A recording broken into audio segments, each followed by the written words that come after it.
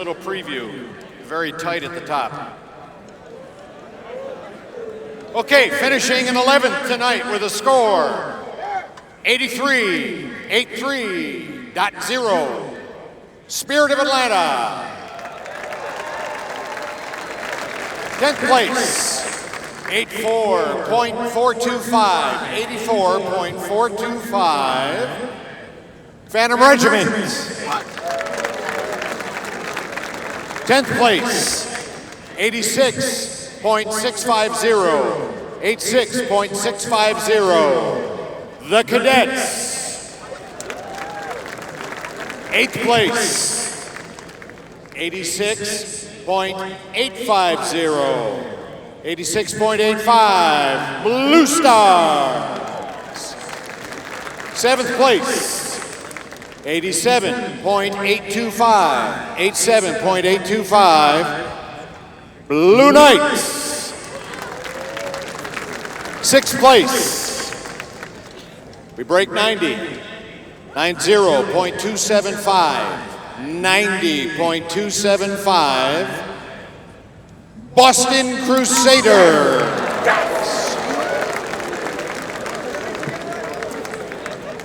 5th place, 91.4, 91.40. The Cavaliers.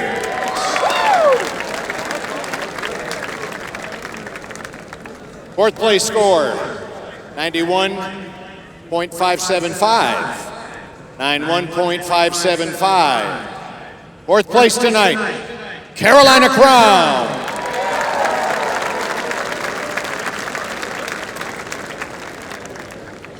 3rd place score was 93.4, 93.4. Santa Clara Vanguard.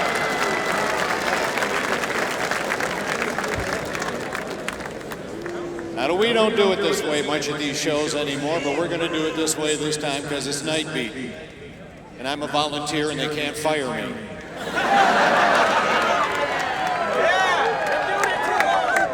They said I had a lifetime contract. Here's your 2nd place score.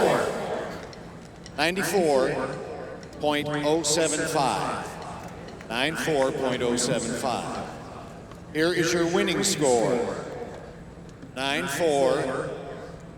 94.15. These two cores have been going back and forth for the last week.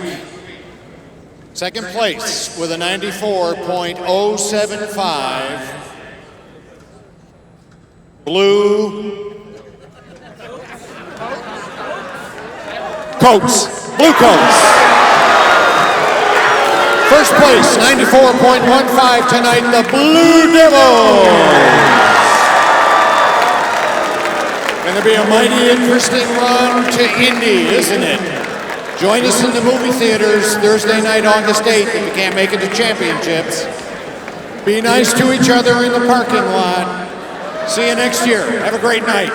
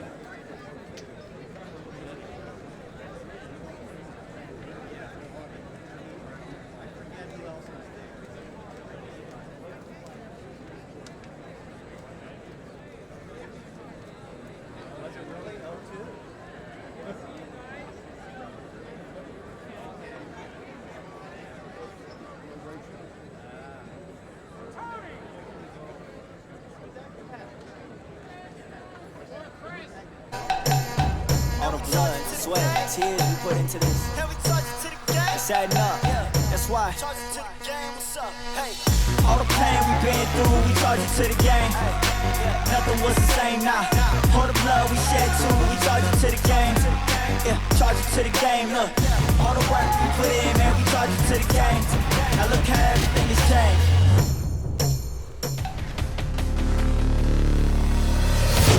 Taking the field starts now.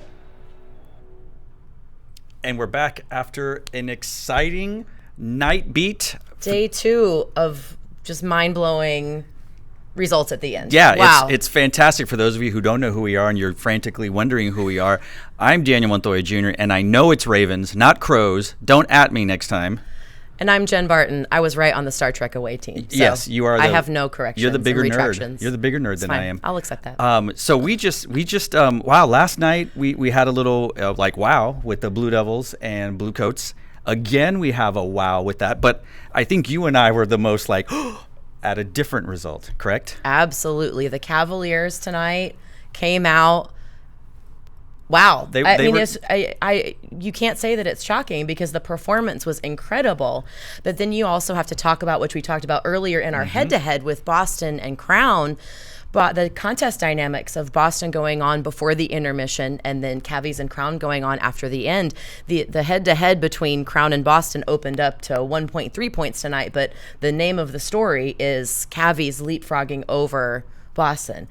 What do you think? You think that's going to hold up over the next week or so? Well, I think, and of course, we're not there live, but based on what we saw, Cavaliers had themselves a show tonight, just from top to bottom. I felt, Reliable Rondo was there. It felt electric, to use his old terminology. Absolutely. And I think I said, are they going to do it tonight? And they did it. They did it to him. There were some questions popping up online if it was going to be the time that it happened. That grouping is so tight of Crown and Cavies and Boston together that any given night can end up a different order, and today is no exception to that. Yeah, last year so many people talked about Vanguard's ballad being like the musical moment, and to me, I think right now the Cavaliers ballad, it's just so emotional and it's masculine. It's got swagger. It's just, and the build into the ballad and the intrigue of the music, the Newman stuff from Road to Perdition is just such beautiful music. Yeah. It takes me back, for you guard nerds, it takes me back to the Northern Lights Road to Perdition show. There's that swagger. It really reminds me of that composition as well. So Daniel Wiles and team that have done all the coordination, there's so many incredible moments in that show that just remind us the power that the Cavaliers can bring to the field. Yeah, and you got to give a shout out to Chris Martin's baby brother, Michael Martin. I'm sure Mike loves hearing that day in and day out for the our masterful arrangement of it. Not just a fantastic player, but a pretty decent, okay, maybe somewhat talented arranger. So shout out to the Cavaliers. Some other musicians we wanted to shout out to, the Santa Clara Vanguard soloists. Awesome. Those two fellas just throw down. Last night, incredible. Tonight, incredible again. Just outstanding. And the two in particular, but the entire, bullpen of Vanguard soloists is great. But the trombone performer, Leo Garcia. Yes, Leo Garcia. And the sousaphone performer, Matthew Distante. Just... Yeah, incredible contribution to the show. Leo throwing down on the trombone, and then all of a sudden he's playing beyond the range of a normal euphonium, but not even like a concert euphonium. It's still a marching one. You're just like, wow. Impressive, very impressive musical talents in the Vanguard horn line. Yes, kudos to them on that for sure. Now we go to the Carolina Crown with their pattern of detail. I believe it's in the movement. I could be wrong. It is in the movement. I don't know if they said it enough times for me to catch it. I could be wrong.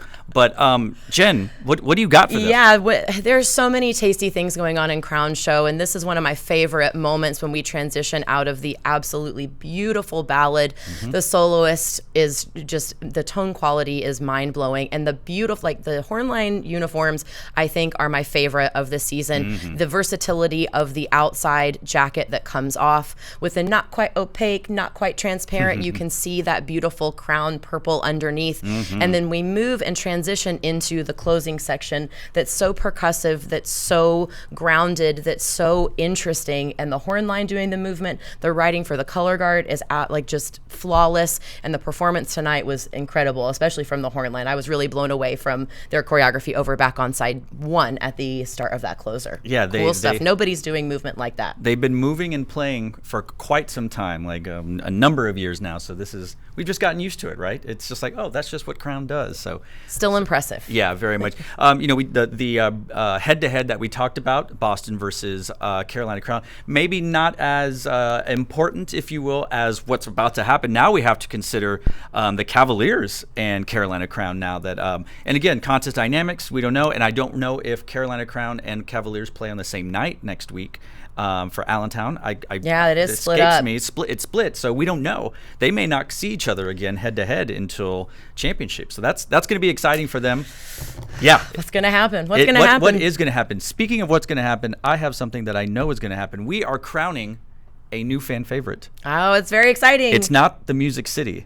It's not. But it is someone from the South. It is the Spirit of Atlanta. Team Baby Blue showed up today. Baby Blue, they are your fan favorite. Congrats Congrats to you. Yeah, they kept it in the South. The South rose again the last 2 nights. So congratulations to all of you out there. Spirit of Atlanta, yeah. So next week, the next time Taking the Field is on and the next time Flo shows is the 2-day Allentown event. Friday night, Saturday night, split panels. I mean, not split panels, they split the cores. They go up against each other. We see how it all works. We're going to be back here for that show. It's next week. Like I said, Friday and Saturday.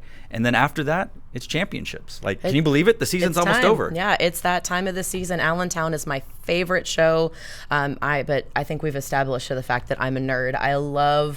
There's an electricity about J. Bernie Crum even warming up, the beautiful park outside, the vibe of all of the attendees, the audience members. There's just such a sense of camaraderie at that stadium. Everyone cheers so much. The lots are so fun too. Just keep our fingers crossed that the weather stays nice, because I know sometimes it can be a deluge, but Allentown is something I personally, as a performer and instructor, always looked forward to, because it's the sign that it's go time. It's go. It's an iconic stadium. And for those at home, the recaps are up. Blue Coats took general effect over Blue Devils. Blue Devils took visual over Blue Coats.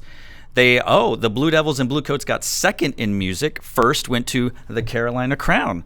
Yeah, so look at that. It's going to be exciting. Oh, man, next week. So we got a whole week to stew on this and think about it. It's intense. There's so many strong components to every drum corps that you'd say any given Sunday, but that's not how it works in our activity. Any given night, someone else is going to rise to the top, and contest dynamics for this next week or 10 days is really going to play a part in how the results pan out. Yes. So, hey, it's been fun. We survived episode 2. Episode 2. Third time's a charm next week, right? Woo-woo. If you don't see us here, it's because we got a pop culture reference wrong and you lit us up on the internet. So, till next time, Jennifer.